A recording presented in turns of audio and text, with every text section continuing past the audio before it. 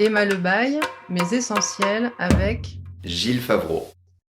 Bonjour Gilles, Bonjour Emma. ravi de te retrouver.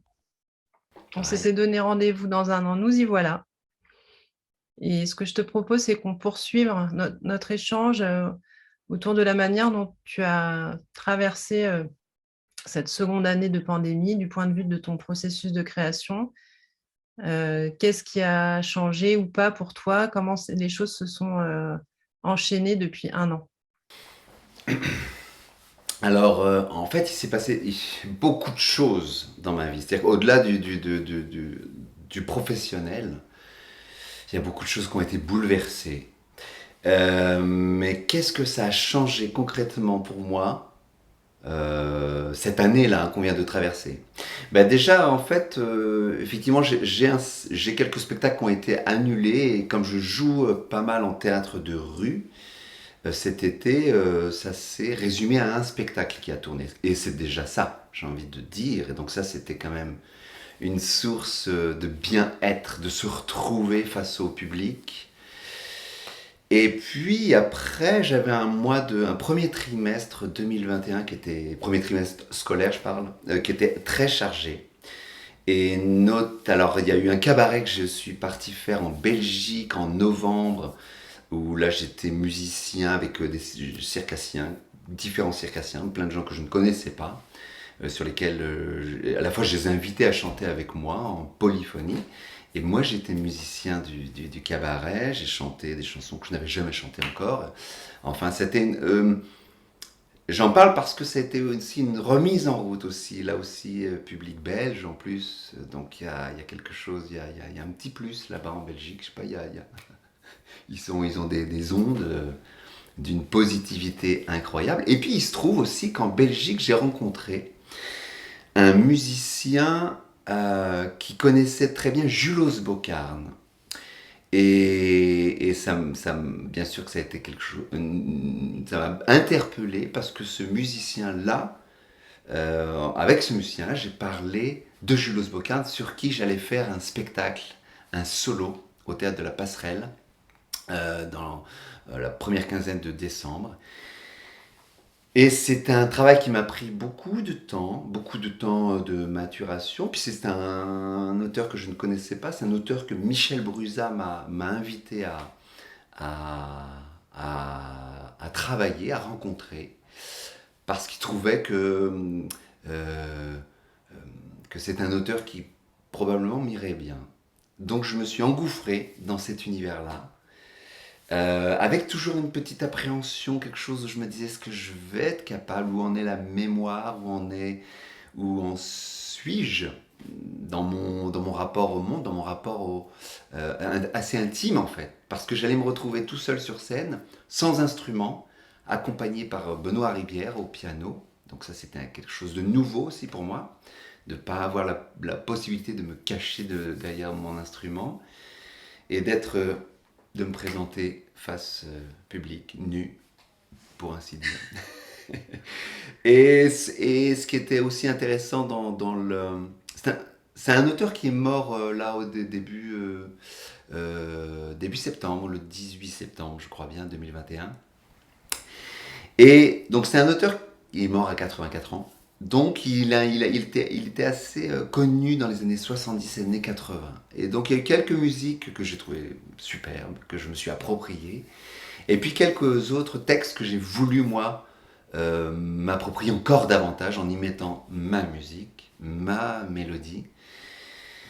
Et voilà, donc ça a été beaucoup d'étapes de travail déjà de mémorisation, de travail aussi de mise en confiance, je dirais, mais ça, Michel Brusa est très fort pour ça, pour la direction, pour trouver l'état juste pour dire et que les mots de Julos Bocan soient entendus à travers mes vibrations, mon énergie.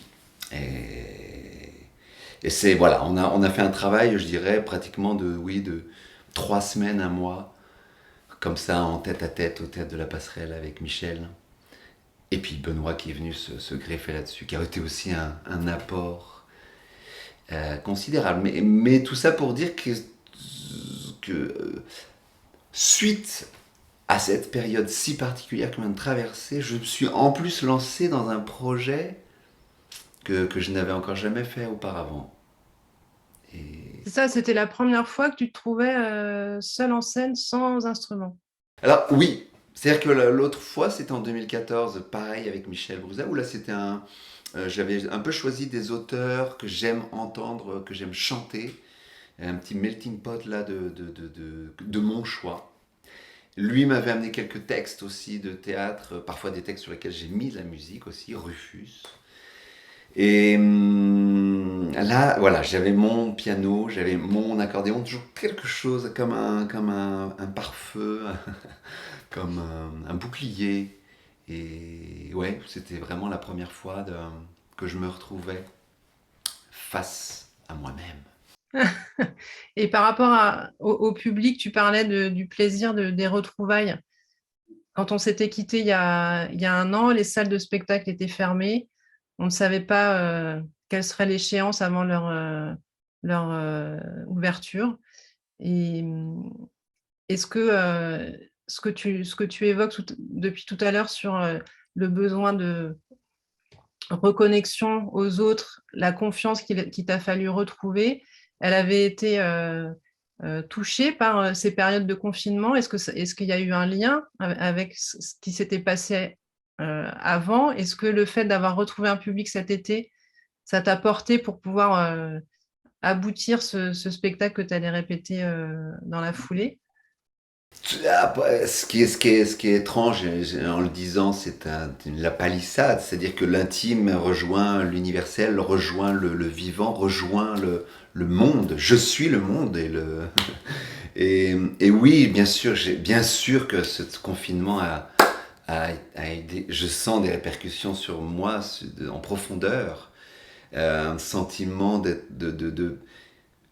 alors, comment ça déclenche quelque chose à l'intérieur qui se révèle, qui était là, qui tarit au fond de moi.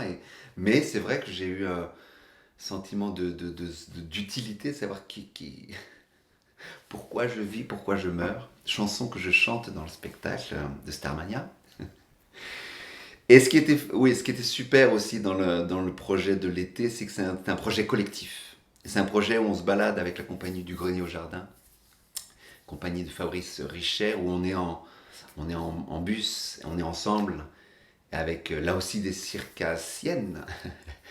Et donc c'est des gens qui amènent d'autres valeurs humaines, où on y va ensemble, on n'est pas seul. Et en fait on n'est jamais seul, parce que même quand tu es tout seul sur un plateau, et c'est un peu l'enseignement aussi de Michel Brusa, c'est que surtout ne sois pas seul et tu es avec, comme là on est tous les deux, et peut-être avec ceux qui nous écoutent. Ta question, pardon. Non, c'était le lien, mais tu y réponds, c'était le lien entre ces périodes d'enfermement qu'on a traversées et ces retrouvailles avec le public tant attendu. Ça avait été quelque chose d'évoqué de manière assez collective l'année dernière, dans l'attente que ça puisse revenir, ce moment du spectacle vivant. Tu l'avais vraiment évoqué clairement. Et, et comment ça t'avait permis d'arriver à ce seul en scène, cette nouvelle étape qui était déjà prévue en dehors de la crise sanitaire, hein, d'après ce que tu m'avais dit. Mais est-ce que ça a apporté quelque chose et en quoi ça a modifié ton approche? Ça a apporté quelque chose, bah oui, oui, oui à plein d'étages en fait. Alors, dans toutes les étapes de travail, dans l'étape de travail de la mémorisation, de l'appropriation, du choix des textes aussi, parce que c'est un auteur qui a écrit beaucoup de chansons, plus de 500 je crois, et plus de 300 ça c'est sûr, mais donc choisir qu'est-ce que moi je veux défendre à travers cet humaniste écolo, assez avant-gardiste un peu dans les années 70 à défendre comme, enfin avant-gardiste, c'est comme beaucoup d'autres, hein, mais j'ai une culture un peu limitée, je crois, sur cette connaissance-là. Mais donc tout ça, partir d'un trésor, me l'approprier et me l'approprier encore plus fort parce que je décide sur quelques chansons d'y mettre ma touche musicale, puisque c'est là un peu mon domaine de prédilection. Et donc voilà, c'est aussi c'est une sorte de refleurissement où tu refleuris, tu fais naître des choses. Et là, si à un moment notre source tarit, ben on meurt. Et là, on m'a permis, Michel m'a permis de renaître, peut-être c'est un bien grand mot, mais en tout cas de, de, de, de, de dire j'existe et je vis, je vibre, et je donne, et je reçois, et je donne, et je reçois. Alors justement, ça fait une belle transition avec ma proposition cette année de partager une de tes créations un peu emblématique qui incarnerait voilà, tout ce que tu décris sur la manière dont tu as vécu cette seconde année de crise sanitaire. Est-ce que tu peux nous présenter ton choix? Alors mon choix, c'est de chanter donc un texte de Julos Bocarne. Julos, c'est mon copain, Julos. Et, et c'est la chanson qui ouvrait le spectacle, qui s'appelle Le Petit Royaume. C'est une chanson qui parle d'une maison intérieure, un petit royaume sans majordome. C'est moi qui conduis, c'est moi qui choisis. Voilà, mais on le dit, et puis on essaie d'y aspirer au mieux, comme on peut, avec nos qualités. Ouais, j'y vais, je chante, ce sera mieux. Avec plaisir. Alors, hop.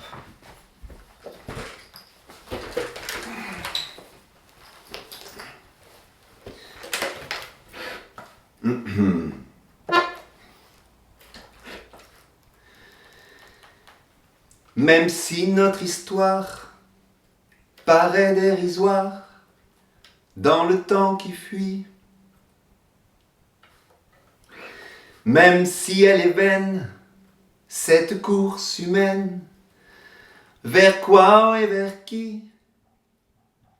Ce petit royaume sans majordome, c'est chez lui.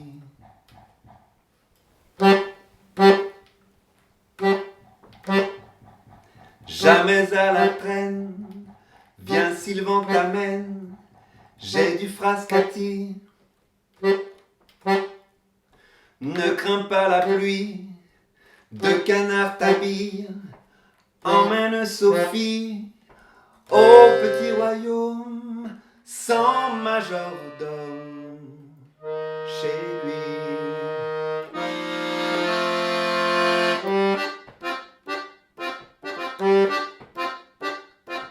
Dans un coin de silence, une mouche danse sur un air de gigue. Des cheveux de neige, des yeux qui recherchent, on ne sait quoi ni qui. Ce petit royaume sans majordome chez lui.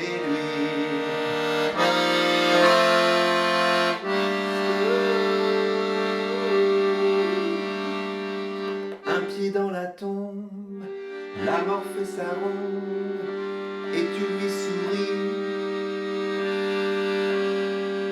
Sa faux est à la porte, on sait qu'elle est proche, mais ce qui la séduit, c'est ce petit royaume sans majordome chez lui.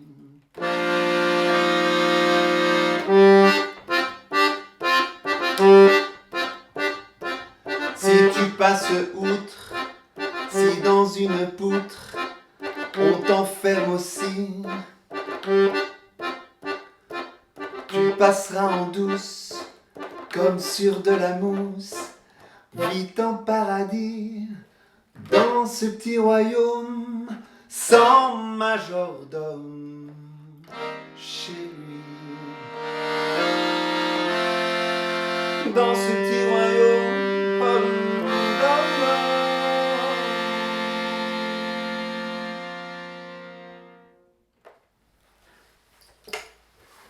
Bravo, merci. Quel public! Quelle chaleur! Merci Gilles.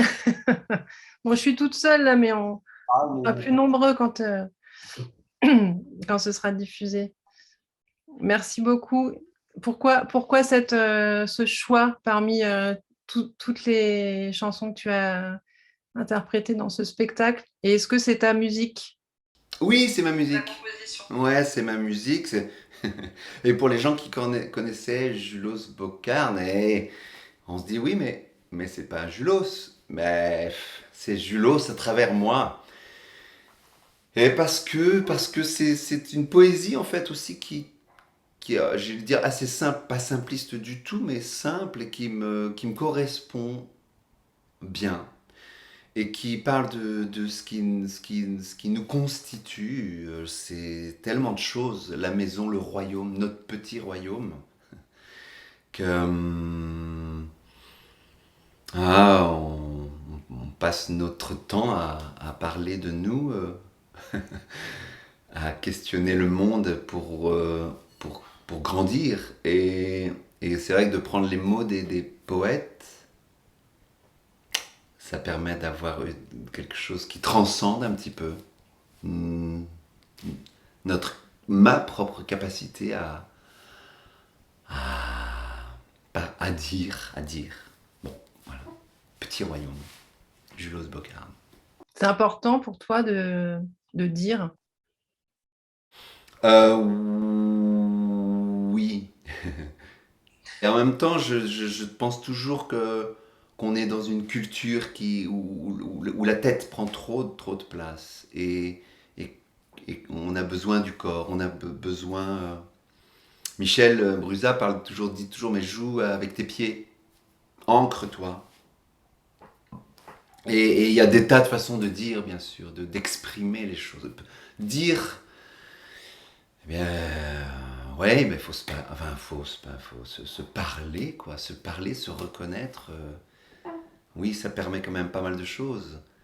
Mais voilà, c'est l'expression, s'exprimer, se rencontrer, partager. Oui. J'allais dire oui parce que dans toutes les maisons qui me constituent, ma propre maison, ma maison intérieure, ce que je suis. Et puis après aussi, là, effectivement, depuis un an, on a monté un café là à Limoges avec des amis, des collaborateurs, et qui se trouve en plein centre de Limoges, rue du Temple, et qui s'appelle les Limogés.